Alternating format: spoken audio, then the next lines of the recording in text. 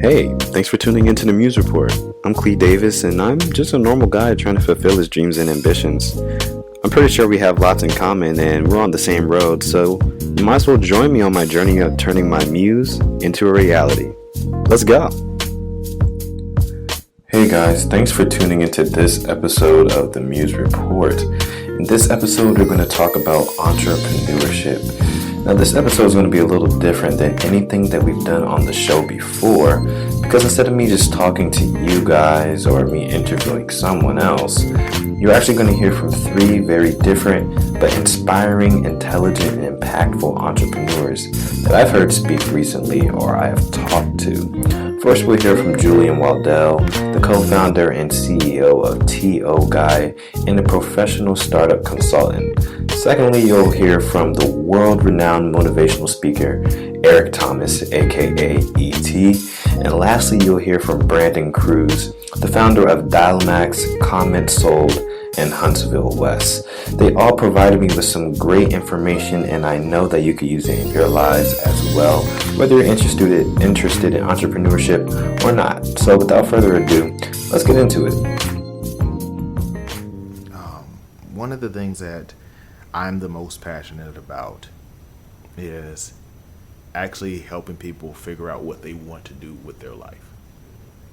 And majority of the time is, of course, like going into starting their own business. But yes. So I started a business when I was in college that was mainly focused on helping the person or persons get to that destination. That allowed me to be able to work on every single possible project that I was ever interested in. So if a person like yourself was interested in music, and even if you weren't, that's something that I was passionate about. It gave me an opportunity to work along with them in order to help them get to that destination. And it allowed me to be able to get that experience that helped me to grow as an entrepreneur. And that, in a nutshell, is one of the reasons why I got into IT to begin with, is because as an IT person, I was able to set a baseline that majority of startups need. I provided IT service to these potential startups, and I also used my knowledge of business to be able to help in an interim role to help them get from point A to. You mentioned two aspects of entrepreneur. You mentioned the person who started their business, and you mentioned the person who, like, if I'm wording it correctly, the person who dresses up. And both of those individuals, if we were to use those two as an example, they see a need, and they're taking advantage of that need. But how I define an entrepreneur is someone that, and I read something recently. It said the entrepreneur's goal is not to get to a certain known place or accomplish a known thing. To the entrepreneur, success is learning, not execution. Ultimately, what I would pull from that is that when your goal is learning and allowing what you learn to guide you, you're actually open to things growing and happening, and that separate serendipitous mindset that is like, I'm continuously going towards something, I'm making a change, and that leads to innovation. Mm-hmm. And so when you mention those different things, each of those situations that you mentioned as examples, there was a need there. And the person is like, regardless of what their reason for doing, whether I'm doing it for money or whether I'm doing it because I'm trying to solve something, it's like the entrepreneur's mindset it goes down to its core. I'm trying to learn what's the best way to solve a particular problem, and it continues to grow, and that's where innovation comes from. So I would say I connect entrepreneurship with a mindset more so than the action. Picturing yourself driving from here to driving to Maryland, that's your destination, But let's say, for instance, you decided, hey, I'm just going on a road trip. I'm going up, in this case, let's say, for instance, 65. And as I go along that, there are things that are happening, and yes, I have an aspiration. I'm going northbound. It's like, I don't have a necessarily set destination that defines me. And I'm saying this from the core of true entrepreneurship. I'm saying that my goal is not a known place, not a known destination, not a known thing. It's like Elon Musk. You know, if you go from that, if using him as an example, is like starting off from PayPal. Yeah. His thought process, I would say, is not, hey, I sought out to make PayPal. Is I sought out to make change, and then I'm going to grow upon that change and keep on going into the destination or the direction of change.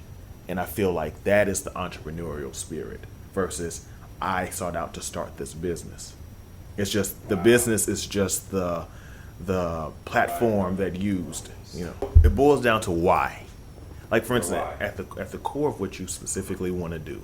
Let's say, for instance, you want to have a production company. All right, that's at the core. It's like you can start that and you build that. But the question that you ask is not what you want to do, is why you want to do it. What's the difference between you starting it and you working for somebody and getting to the top? You know what I'm saying? Right. It's like it's deeper than just, hey, I want to create this. It's like when you boil down from that entrepreneurial mindset, you see something bigger than I want to work for somebody or I want to do this. It's like I want to present this type of change, and I don't know how far that change is going to go, but I know which direction that is, and it starts here. That's why it's like there's so many vast differences in entrepreneurs in regards to the hot dog stand person or the person that says, hey, I can make money by making, back when Vine was valuable, I can make money off of 6 seconds of video. You know, ultimately it's like they see an opportunity and it's along that directional path that they're going on. They already had the entrepreneurial mindset and they already started in the direction. That was just one of the pit stops that they used as they went forward. For myself, for the rule of 10, it's everybody's looking for a place to start. And so my rule of thumb is find something that you can do 10 times by yourself with no issue. So to explain or expand upon that, let's say, for instance, and I'll use my example for one of the first things that I did as an adult. When I started up my business as an adult. I had businesses beforehand, but let's say as an adult, I fixed people's computers. And as I fixed people's computers, there were some things that I wasn't the best at. Let's say I wasn't good at taking people's computers apart. I wasn't good at fixing a person's broken screen on their phone. But one thing that I was particularly good at is that I can scan it and make sure it didn't have any viruses. And so I took that as my motto and said, hey, I can come and I can scan your computer and make sure that it doesn't have any viruses on it. I can do that for 10 clients. If that's something that is viable, that 10 people are actually interested in, and I can do that by myself without any assistance from anybody else, that gave me my start. That's the most simplest. Even though my business idea may have been I want to be a full-fledged managed services support company, I go by what can I do 10 of first. And so instead of just saying something as arbitrary as, just start, it's like people want a starting point. So for me, that's my starting point. How I know what to do is I find out what's the easiest thing that's within my potential business model that I can do myself. Once I get to that 10, there's another rule of thumb that I was actually told from one of my former employers. And they said that when I hired you on with the expectation that whatever you did or whatever you brought in has to be 3 times the amount that you're getting paid. So if I'm paying you $70,000, that means that you're bringing in for the company in value $210,000. So if we were to combine the rule of 10 that I'm saying with that rule of 3, it means that by yourself, you are able to accomplish 10 things without no problem, without anybody else's assistance. By that point, once you get to 11, you hire a person on to assist you at that point, and their thing that they have to accomplish is the rule of 3. It should never be an excuse that all you bring to the table is an idea. It should never be an excuse that I can't do it, because you can do something. So you take your idea and you strip it down to its bare minimum. Do that, and you will inspire people to come on board. Ultimately, the way that investors look at an idea is they don't bet at all. They don't bet on the idea. Like when you see these people on Shark Tank or so on and so forth, it's not about the idea. It's like they see the product, so on and so forth, but it's about the person. It's just like the same thing when you're watching a horse race. It's not about it's not about the horse. People think it's about betting on the horse, but it's betting on the jockey. It's like, and so that's what it's ultimately about. It's like, what can that person by themselves have the tenacity to accomplish? I'm for reinventing the wheel. I would say so too. Yeah. Just say make it better. Yes, and it has been. So if you look at the wheel from I would say the way you see it on a commercial, the fictional inception, this caveman created this thing. But if you look at the details of what they're trying to convey, it started off as rock, and then you think about horse and carriage, just wood, and then it becomes rubber for the tire, and ultimately what you see is that evolution of reinventing the wheel, and so it's like going back to what your question actually is. You need to start off by figuring out what your strengths, your weaknesses, what opportunities out there, and what threats are coming at you as you're developing this. So those are the first things that you're doing. You're also creating a business model canvas. Basically, there's 9 components, and it's basically creating an outline of how your business model works. How does it function? What are your key partners? What are your customer segments? So on and so forth. Doing those things ahead of time is basically laying the foundation of what you need before you go forward. And if I was to take that and then apply what I said earlier in regards to the rule of 10, I have my business model out there. I've done my feasibility study. And then I focus on, okay, what can I do the easiest? What's the kernel? What's the small seed that I can do to build toward this business model canvas? And then that's your foundation, and this is your starting point. You're applying and interviewing for this hypothetical job because at its core you want the money. Right. All right. Once you get the money, you plan on leaving and focusing on your business. What are the other aspects of that business other than I just want the money that you're wanting to work for this particular company? The reason why I ask those questions, I mean, they're more so rhetorical. It's because it's like, yes, you can go from the standpoint like, I'm just getting a job at this grocery store, or I'm just doing this for the time being. But ultimately, it's like there is something in there that you plan on getting out of it. And so by focusing on what you plan on getting out of it, and I'm not talking about the financial aspect of it, but let's say, for instance, you actually want to learn how to manage. You actually want to learn how to run a successful business. It's like you can speak on that without actually saying, hey, I plan on being here for 5, 10, 15 years. So when they're asking, where do you see yourself? It's like by saying that I see myself like knowing a tremendous amount about how to successfully run and manage a business that can apply within that environment without shooting yourself in the foot saying, I plan on doing this with my own business. Because what they're trying to provide for you is like, it's supposed to be, what an interview is a mutual, it's a conversation, just like we're having right now. So if you sit down in this conversation and you come in this thing right here when we're talking on this podcast, we're here as equals. We're just having a conversation. And that's the same application when you are interviewing for a job. So you don't have to necessarily spell out that, hey, I just plan on getting here to get a paycheck, and I take this paycheck and I go start my business. But you just apply it for that particular situation. What do you plan on learning from it? Why are you working here for, like, not face value? I'm working here to get money to put here, but these are the things that I want to learn. These are the things that I want to do, and this is what I can actually apply. That's why most interviewers would tell you, learn everything about the corporate culture, learn everything about the business before you actually get involved or get started. If you really want to be an entrepreneur, I know everybody always tells you to focus on planning it completely out and doing all those different things that would basically be organized. But I feel like that's purely the corporate way of looking at entrepreneurship, you know?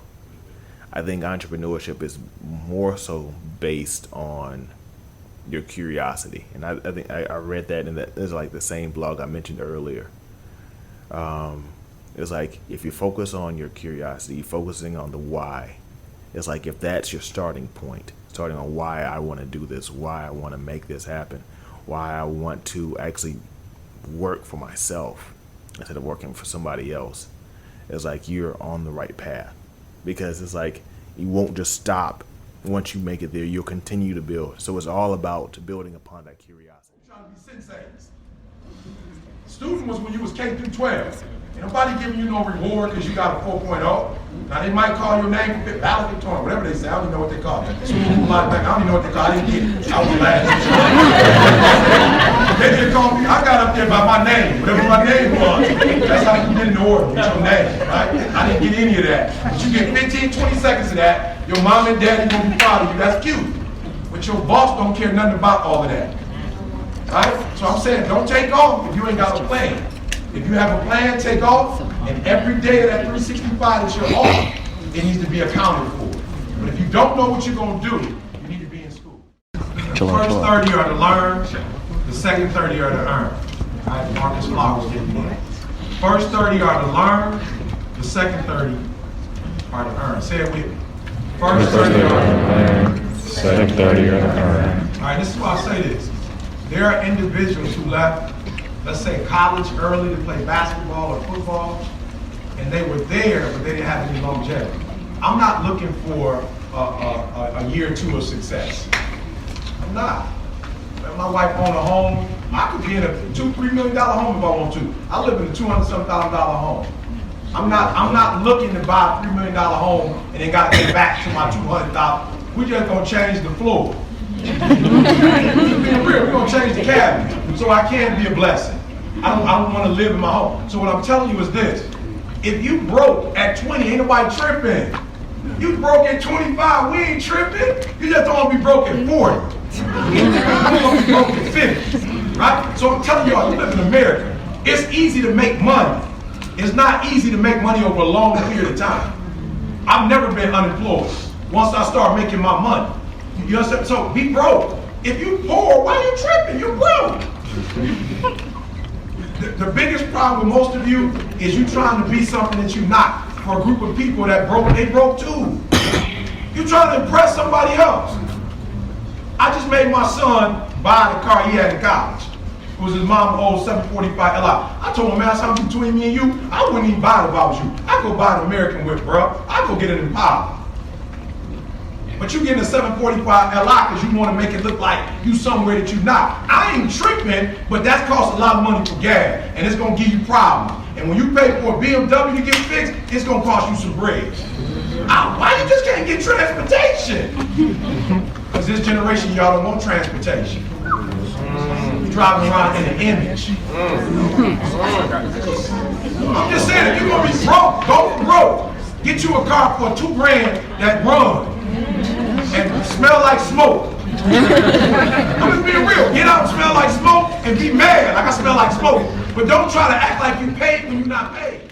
90% of my work with Dan Gilbert was free. But he owned the Cleveland Cavaliers and 36 other companies. He introduced me to Warren Buffett. I get paid. That is payment. To sit with a billionaire is payment. I might not be me get no physical money, but you teaching me what it takes to make billions. So you talk values. The thing that Dan Gilbert taught me, he has 19 values. You might as well call it his Bible. 19 principles that his people live by. And no matter where you live, when you meet them, they all say the exact same thing. Some of you will never be rich because mentally you poor. So if I gave you $1 million, it only probably take you about 3 or 4 years to blow it all. No, being real. If I gave some of you, do you know that a study was shown? Watch this study, y'all. This is gonna blow your mind. A study showed that if you give, and they meant through like the lottery, people who win the lottery who were poor.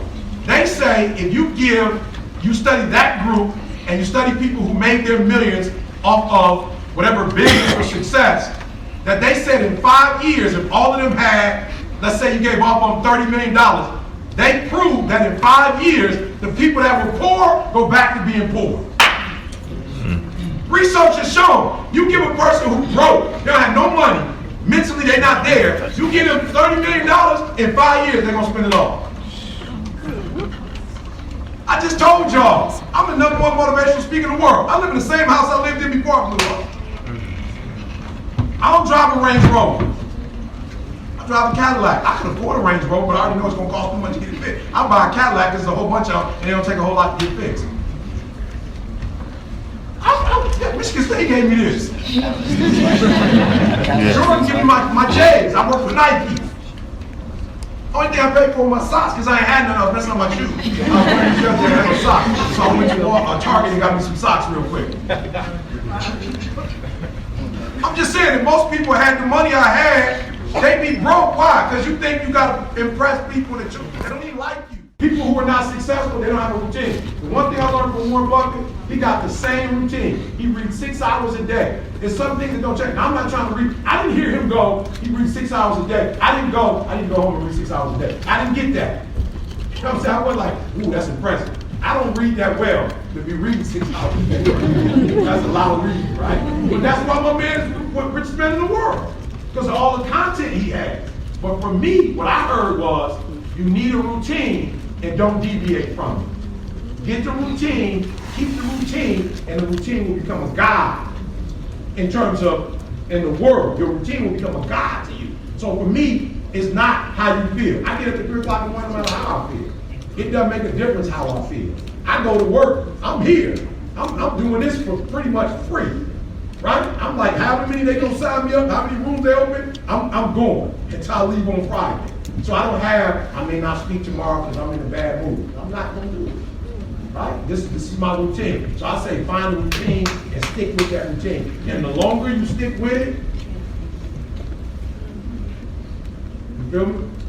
The longer you stick with it, exponential growth. The longer you stick with it, the more you're gonna get from that routine. We all need those kind of people in our lives who can open up doors for us, right? We all need that. And so you gotta go to a place, people think I opened up this door. I did open up this door. All I did was, at every level, try to be greater than I was before. So the people who were already there opened up the door, I wouldn't embarrass them. Right? I'll make them proud of me by taking my gift and making it the best gift that I can be so I can take advantage of that opportunity. So I'm saying to you, in the real business world, you just need one team. When the Carolina Panthers hired me, after that, everybody started hiring me. When the Cleveland Cavaliers start fooling with you, everybody started, and the NBA other teams started. You only need one. You only need one institution. When I went to, I don't even remember the name of the hotel. I just know it was a retention conference with San Diego State University. But I don't remember, what was it, Marriott? The Marriott. That was my one speech. And University of Cincinnati was there, Michigan State University was there. You know what I'm saying? Like, I just did one speech. That's all you need to do. That one person that likes your idea, they're gonna take it and spread it to everybody else. So you perfect it for me. And God is gonna, listen to me, God gives everybody an opportunity. The challenge is some of us are not ready when it comes. When Joseph got the call, somebody, not even Joseph, somebody said, King, what you need? Oh, I know somebody that can do that. Now the only problem is my man in jail. You want to get him out of jail. He locked up right now, but if you get my man out of jail, I guarantee you he can do it. Listen to me. He wasn't even in college. Joseph wasn't even like a senior in college, about to graduate. My man was locked up in prison. And somebody said, I know somebody that can take care of that for you. Joseph got out, and he was given an opportunity, and he nailed it. And next thing we know, he running all the land, he running everything. Continue to iterate over things until you find something that finally feels like it's fitting in place. And that's a process. It's something that I think failure is a tremendously exciting thing for me. And we always use the joke of like failing fast, failing quickly. It's true. Like when I try something, I really want to know if it works fast, and then I want to be able to change it if it doesn't. And then eventually it will work out, right? I give just this little tidbit about Sarah Blakely, who's the founder of Spanx. Any women in the house know Spanx? Any men in the house know Spanx? Maybe. I do. They're starting men's Spanx, probably a good idea. But Sarah Blakely started this company. It's a multi-billion-dollar company now, very well known. She had no experience. She was a fax salesman. I'm glad she stopped doing that, right? Because that's a tough business now to sell fax machines. It's really hard these days. And she started this company, and she didn't tell her family about it for a year, which I always thought was fascinating, right? I was listening to her on this podcast, which I suggest you guys go check out. And she said, I didn't tell my family because I knew if they said something discouraging, like, what kind of self-awareness do you have to know, if I tell my dad, or if I tell my mom, or if I tell my sister, they're going to discourage me and I won't do it, right? She knew herself well enough to know that could happen. So instead of trying to figure out how to just be tough and stand ground, she's like, I'm just not going to tell them for, a year. So a year goes by in Spanx, and she's still in the concept phase, but she's got some prototypes and stuff. By then, she's in it, right? I mean, she's like tons of time into it, tons of resources. And she tells her family, and her dad says, we know 9 out of 10 businesses fail, right? It's just statistics. And she said, well, I'm already too far in this thing, right? You're already invested. You're not going to give up. The sunk cost bias is the fancy term we use. But I thought the same thing about myself, where when someone told me 9 out of 10 businesses fail, to me it was very simple math, right? I just have to start 10 companies, and one of them will be successful. And I really feel like I can sit here and say that I have done that. And my odds were not too much better than 9 out of 10 failures. Maybe it was 8 out of 10 failures, but it was really close. And that's just what it takes. But in the very beginning of DialMaxx, I was in the long distance business, which I think this is important to note, because I kind of give a similar talk at like high school or college. People are like, talk about the Lamborghini, talk about fast cars. I'm like, no. I mean, that is cool. I think that's good, to aspire to have as a goal or whatever. But I think what's the most interesting piece is how much I didn't know and still don't know, and how much that just doesn't matter, because like the person that shows up and does the work is who wins. So I started this long distance company, and I just had talked to my friend in Orlando. And mind you, this is not 2017. Long distance was a thing then. It was, yeah. Long distance was actually still a thing, yeah. We'd be dead right now if we wouldn't have sold that company, so I'm very thankful for that. But this was in 2008, 2009. Carriers still paid long distance between each other and stuff, and office spaces still paid long distance per minute. So we were working at this company, this inbound call center for Sprint in Orlando that my friend had owned. I just happened to meet. I'm not actually sure how I met him, but he was a friend on MySpace. And you guys remember that? Dang, that's gone. I'm dating myself now. I'm actually 50. But we're on MySpace, and he was like, yeah, I'm having this. I'm like, he just reached out to me because he had telecom problems. And he's like, my biggest problem is my long distance bill. It's super expensive. I'm like, well, Digium sells this phone system. It's really cheap. He's like, it's not the problem. The problem is I have the cheap phone system. Calling people is expensive, and receiving a whole bunch of calls from people with support is really expensive. I'm like, okay. How much do you spend? It's like $20,000 a month for inbound long distance for 800 numbers and stuff. I'm like, okay. How much do you want to spend? He's like, less than that. Mind you, I'm just making this up as I go, right? Like I'm on the phone with him, like, okay, how can I help? In the beginning of the call, I was selling him one thing, but by the end, I sold him something else, neither of which I had, right? Neither of which existed in the slightest at all. So he said, yeah, long distance is the problem. I'm paying 2 cents a minute to AT&T. It sucks. I need to do something. I'm like, okay.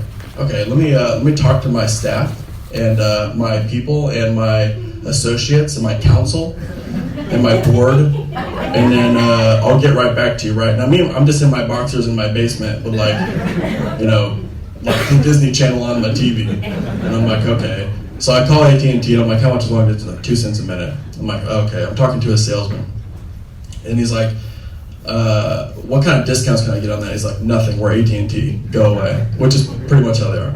I'm like, okay, who are your guys' biggest competitors? He's like, well, Verizon is pretty crazy, and they're pretty active in long distance space. I'm like, do you have their phone number by chance?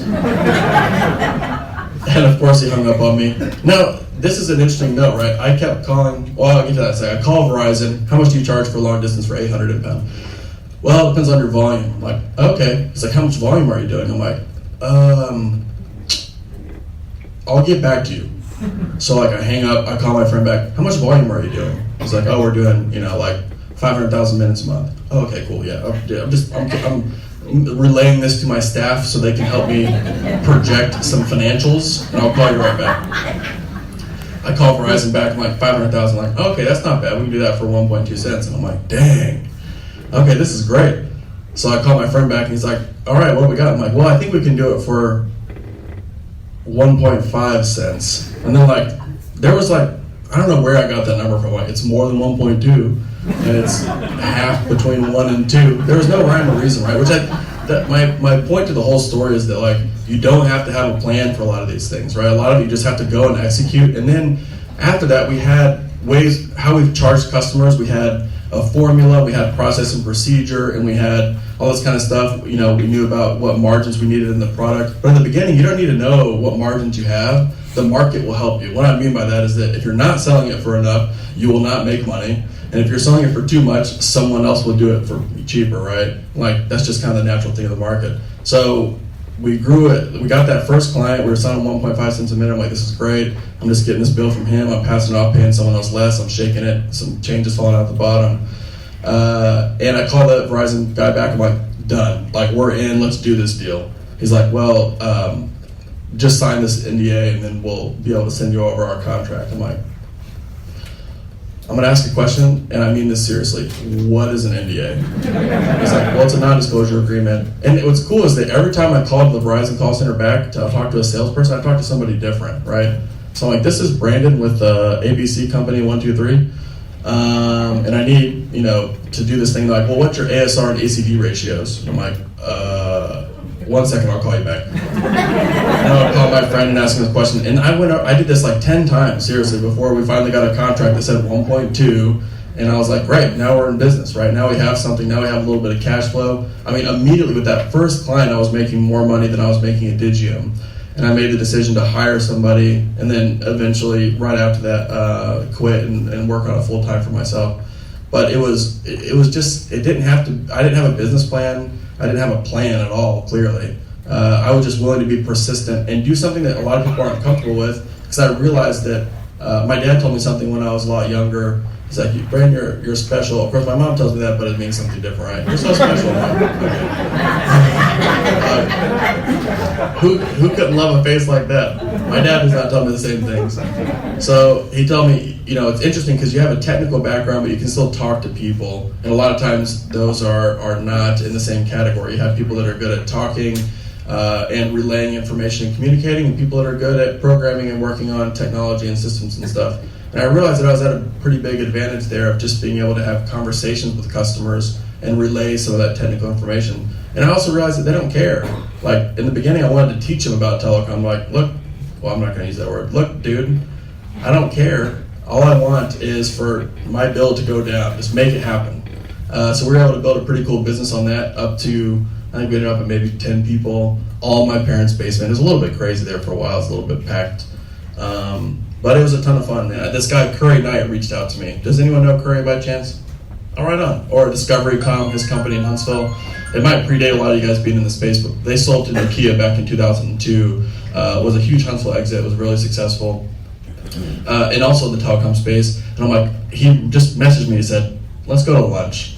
And I'd never heard about this guy before. I wouldn't say he exists in the shadows, but he had his big exit, and then he's not kind of back in the company world, right? He's just sailing around the world or doing what he does, which is literally what he does. And he's like, let me take you to lunch. And I learned at that point the value of this mentor relationship. One is he really taught me protocol, which is very nice of him. It's just small things, right? Don't be late. show up, just like he got. I realize now, being on the other side of it, he got so much fulfillment out of doing that. It is so much fun to talk to people about what issues they're working through, and even if you don't have any impact, a lot of times just voicing that concern is enough for them to process it and work it out in their head. So I would meet with him for lunch only once a month, and he would just say, like, maybe here's some stuff you could do, and here's some stuff you shouldn't worry about. And I was telling about that stuff, like, I'm so worried about taxes. I'm so worried about taxes and accounting. Like, I just am not good at that. He's like, are you making more money than you made last month? And I was like, yes. He's like, that's the only thing you should worry about. And then hire an accountant. He will take care of everything for you, which word I represent if you're in the house. It's a little too expensive now, by the way. But it was really amazing going through that process and having that person that has been through that before, because it's just such specific advice that you're asking from someone. But what's funny is everybody has an opinion. Like, I see Namal Hill, like, doctor represent. You know, if I gave someone medical advice, I might actually be put in jail or something. It's extremely irresponsible for me to give someone medical advice, you know. If you have any medical questions, I'm just kidding. Actually, yeah, that's right, for a proxy. But I went through this phase, and I just realized so many people had opinions, right? And as an entrepreneur, you have to develop what I call the signal-to-noise ratio. You have to develop the ability to determine what's complete garbage that people will tell you, because there's a lot of that, and then what's actually applicable. And it's not just about someone's history or something. It's just, you just have to learn to get that gut feel. And Curry was extremely helpful, because there were so many people that gave me advice that was just bad. And Curry single-handedly stopped me from making probably 8 decisions that I can really count to where we would have went out of business if I would not have taken Curry's advice. Hey, all my beautiful people out there. Hopefully you were impacted as much as I was by these 3 very intelligent men. Hopefully you could take some of the gems of knowledge that they shared and apply them to your business lives, your startups, your personal lives, anywhere that you find them applicable. But that's it for this episode, so I'll see you guys next week.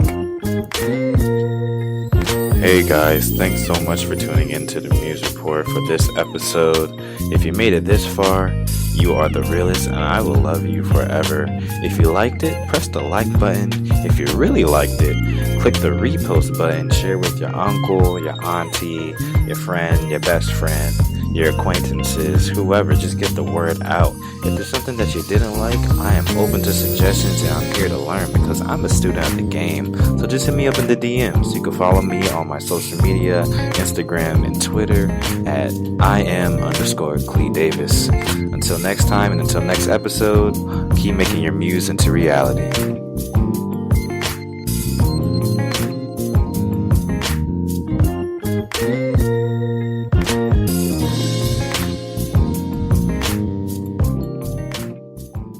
Hey guys, Clee here. Thanks so much for listening to the Build Your Vision podcast. I hope you enjoyed this episode. I would think you did if you stayed all the way to the end. The best thing that you could do to help support this show is by sharing it with somebody. By you just taking a few seconds to recommend this show to somebody, you are making a huge impact, not only on the success of this show, but possibly on that person's life.